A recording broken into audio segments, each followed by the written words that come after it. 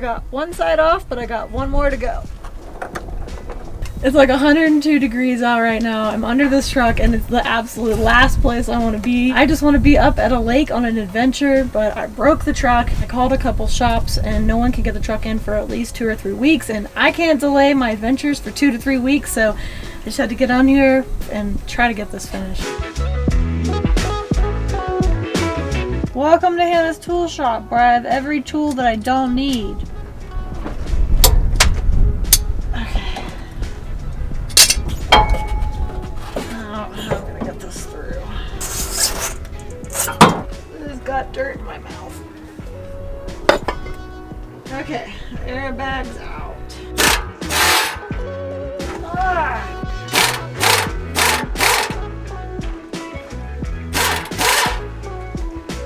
So much dirt.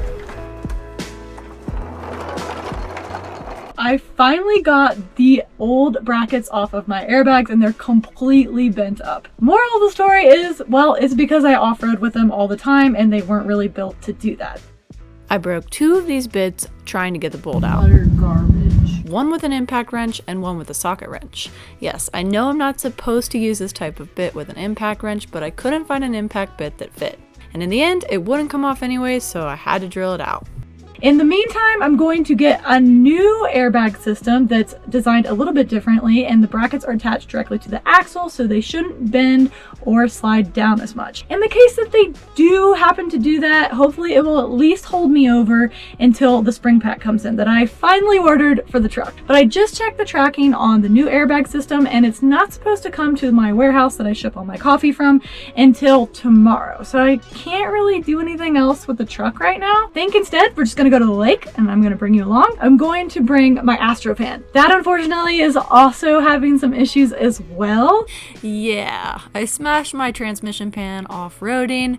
Pretty sure I need a skid plate. But it should be okay for an easy trip. Stay tuned for the next more scenic adventure and let's get to the lake. Today, I want to remind you to stop and smile. And remember to always try to stay positive. No one knows what anyone is struggling with behind closed doors. We all fight our own battles. I use nature as a reminder of just how lucky we are.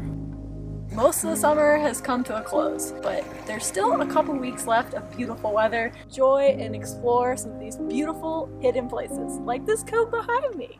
Life is like a roller coaster. It's full of ups and downs. I've had my fair share of highs, but also a lot of lows. Look at the water. It's so clear and pretty and warm. Summer is coming to an end, but this is actually the warmest time of year for this water. This is one of my favorite places to come during the summer because it's such a beautiful lake. I have yet to see any big fish in this lake, but I have seen a ton of little tiny minnows today. Hopefully those little fish turn into big fish that maybe I'll catch one day if I'm lucky. Perfect day out to enjoy some weather before the snow starts rolling in and the temperatures start to drop. It's a perfect day to go swimming and pretend that winter is not coming. We all have highs and we have lows, but what we forget about is the in-betweens. Because those are the moments where we're anxious and fearful of what's next. Unsure of what to anticipate. Will it be a high? Will it be a low? Will I be back in a rut or further up this climb called life? It's easy to get down on yourself. Mindset is half the battle. Our brains can trick and manipulate us into feeling all kinds of ways. So here's a reminder not to be so hard on yourself. Remember that tomorrow is a new day, that nothing is permanent. Things can change at the drop of a hat. You may have everything and lose it all, or have nothing and strike gold tomorrow.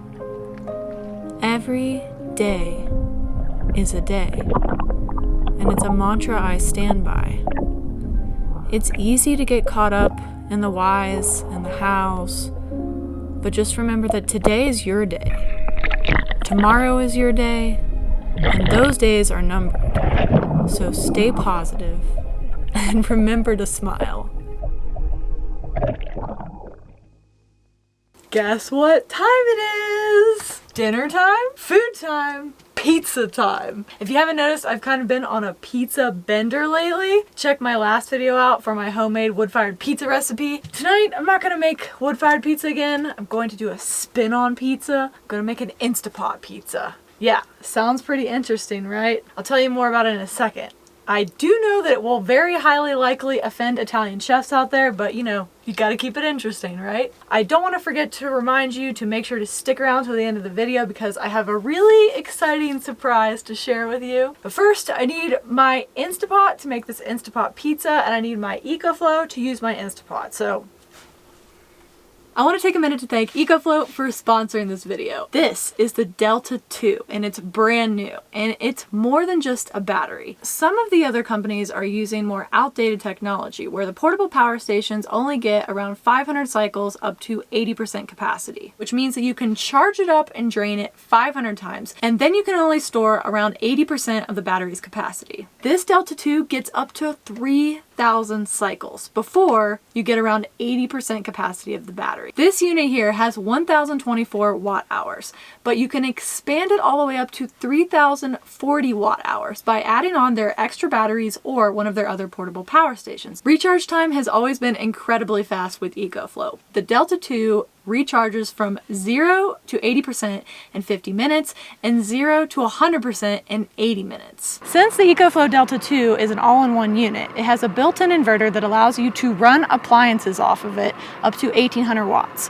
With their X-Boost technology, you can run up to 2,200 watts with a surge of 2,700 watts. The EcoFlow Delta 2 is not just a battery. It's an essential home appliance, whether for daily home use, outdoor, or travel use. It's a handy EcoFlow power solution for your family, anytime, any place. Okay, so first part of the recipe is to open the Instapot. That's the most important step. If you don't open the Instapot, you can't cook anything in it. Half cup of chicken broth. That makes sure that the bottom doesn't get burned.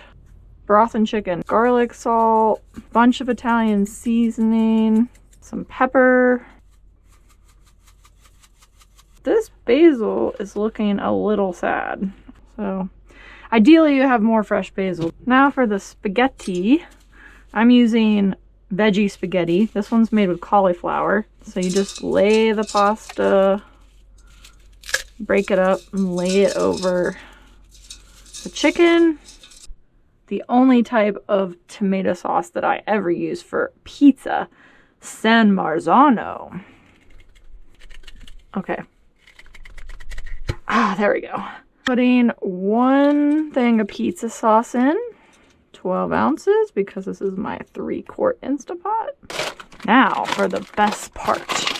The recipe called for 15 pepperoni. I think I did a few more than 15, but looks good to me. We're gonna turn this on. Perfect. Now we're gonna plug this baby in. Lid's going on. Says it only needs 4 minutes, but I'm gonna do 5 minutes. And then, there we go. The Instapot has to come up to pressure, and then it'll start cooking. Right now it's using 690 watts. Just sneaking in a pepperoni. It already smells like pizza in here. I can't wait. The timer on the Instapot just went off. I don't know what to think about it. I haven't decided yet.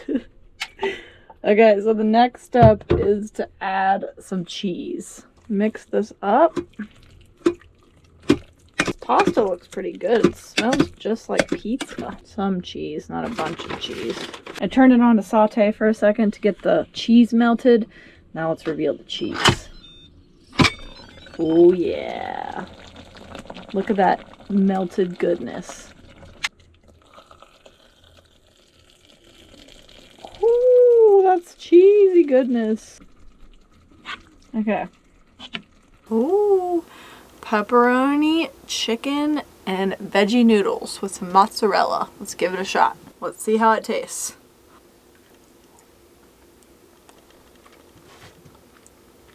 It's really good. The pizza sauce is a nice change. And these cauliflower noodles are actually really good. They cooked up perfectly. They're not hard or chewy. A fun thing for a football Sunday, if you don't want to make pizza. Bok, bok, bok. Pepperoni pizza in an Instapot. I don't know what that was, but this is good. Can't go wrong with the pepperoni. I have one last little secret to tell you. Open wide.